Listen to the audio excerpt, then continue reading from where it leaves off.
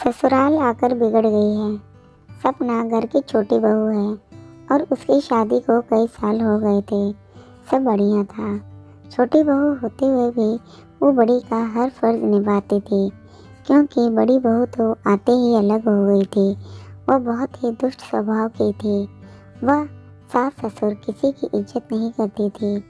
इसीलिए सपना के सास ससुर को हर काम के लिए सपना ही दिखाई देती थी। फिर वो उसकी बुराई करना नहीं छोड़ते थे, और सबसे बड़ी बात, बुराई भी अक्सर उसके ही परिवार वालों से करते थे, जो सपना को बचपन में से जानते थे, या फिर सपना की सहेलियों से, या खुद के मायके वालों से।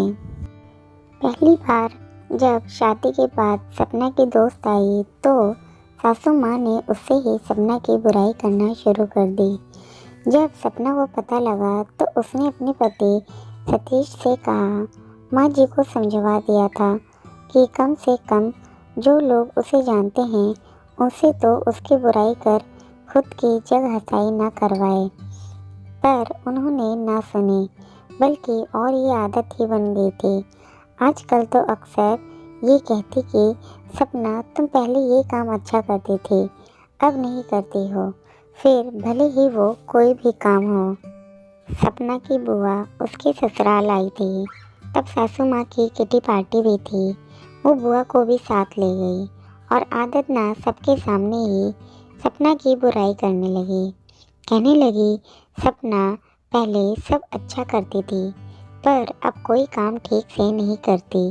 ना ठीक से रोटी बनाती है, ना ही सब्जी, ना अच्छे से कपड़े पहनती है, और ना ही बच्चों का ख्याल रखती है। वो कुछ और बोलती इससे पहले ही सपना की बुआ बोल पड़ी, लगता है ससुराल में आकर बिगड़ गई है, क्योंकि हमारे घर तो वो बड़ी बेटी है और सारा घर और ऑफिस दोनों अच्छे से संभालती थी, और बड़ों से लेकर बच्चों तक सभी का ध्यान भी रखती थी। आपके यहाँ आकर बिगड़ गई है। ऐसा कीजिए, महीने 2 महीने जमाई साहब के साथ उसे मायके भेज दीजिए, हम सुधार कर भेज देंगे। अब सपना की सासू माँ का मुँह देखने लायक था। उन्हें बोलने के लिए शब्द नहीं मिल रहे थे, तो बस फिर उठ कर चली गई, ये कहकर कि आती हूँ, ज़रा कोई बुला रहा है। सपना की बुआ जी बस मुस्कुरा रही थी।